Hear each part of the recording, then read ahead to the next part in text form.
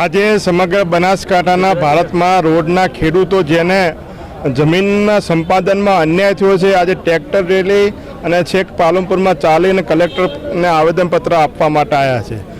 ખેતીના જમીનના 21 રૂપિયા ચોરસ મીટરનો ભાવ ચૂકવ્યો છે ને એની જમીનના 5500 કે 4500 5000 ચૂકવ્યો છે. બાજુ જમીન છે, કોઈ જાતની બાજુમાં જમીન ત્યાં પણ ખેતી થઈ રહી છે ને આમાં પણ ખેતી થઈ રહી છે. ત્યાં પણ રજકો બાજરી જુવાર ઊભો છે ને આમાં પણ રજકો બાજરી જુવાર ઊભો છે, પણ એમને 5500 5000 ને 4500 ચૂકવાય છે અને ખેડૂતને 21 રૂપિયા 50 રૂપિયાને આવા ચૂકવાય. મજાક થઈ રહી છે. આજે 20 રૂપિયાની પાણીની બોટલ આવી રહી છે, ત્યાં જમીન ખેતીની જમીન 20 રૂપિયાના ભાવે જ્યારે સરકાર જો માંગતી હોય તો આથી મોટું કોઈ શરમજનક ના કહેવાય. ત્યાં બજાર કિંમત ખેતીની જમીનના 40 લાખ રૂપિયા હોય અને એને 2 લાખ રૂપિયા ચૂકવી રહી છે.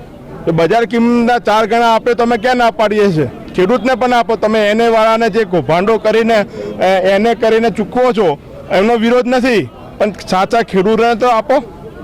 ખેડૂતોને 20 રૂપિયા 50 રૂપિયાના ભાવે આપો છો અને ત્યાં 4500 5000 રૂપિયા ભાવે આપો.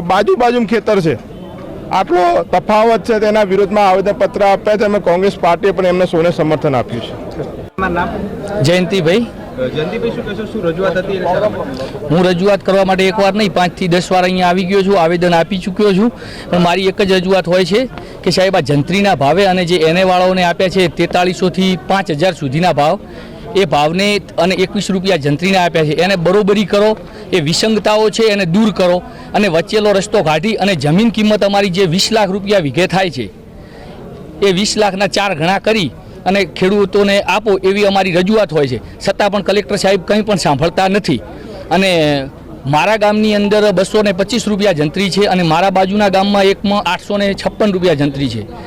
તે જંત્રી આપતા નથી અને જે 21 રૂપિયા જંત્રી છે અને જે 4500 જંત્રી છે તેના એવોર્ડ કરવામાં આવ્યા છે અને અમારા ગામનો એવોર્ડ કરવામાં સાહેબ નિષ્ફળ નીવડ્યા છે. એના માટે અમે અહીંયા આવ્યા હતા અને ફરીથી એક આવેદન આપ્યું છે. આગળની અમારી રણનીતિ એવી છે કે હવે અમારે અહીંયા આવવાની જરૂર નથી. હવે ગાંધીનગર સુધી અમારે જો પદયાત્રા કરવી પડે, ટ્રેક્ટર રેલી કરવી પડે, ખેડૂતો લઈને અમે જઈશું. ભારત માતા કી જય જવાન જય કિસાન. અમારી રજૂઆત એવી છે સાહેબ કે તે એને જમી છે એ જમી અમારી જ છે.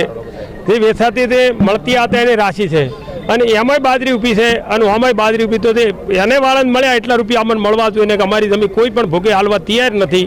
વધતા આ રોડ કેન્સલ થાય ને તો ચાલે એવું છે. અમદાવાદથી થરાદ જવા માટે 17 રોડ છે. આ રોડની કોઈ જરૂર નથી અને આ રોડ લેતો તો આ ભાવ ના ચૂકવવા હોય તો અમને ગમે એ જમી ફાળવી હાલે. અમારે કોઈ પૈસાની જરૂર નથી. ખેડૂતનો છોકરો પૈસા લઈને તો જાય ક્યો કરે શું એમ. એટલે સરકારશ્રીને એવી વિનંતી છે કે કોઈ પણ ભોગે તમે આવવાનો નિર્ણય લઈ અને 4300 ને 4500 રૂપિયા છે એ ખેડૂતની જમીન છે એને કર્યો એનો કદાચ ખર્ચો કાપો, પણ બાકી તમારે હાલવા જ પડશે. 4500 રૂપિયાથી કર્યા છે એ મૂળ ખેડૂતની જ જમીન છે. એને ખબર હતી કે રોડ નીકળે છે એટલે એને અમારે 4500 રૂપિયા હલાવો ગમે તે કરીને સરકારને આરી રજૂઆત અમારી છે સાહેબ. અમારી માંગ નહીં સ્વીકારે ને તો અમે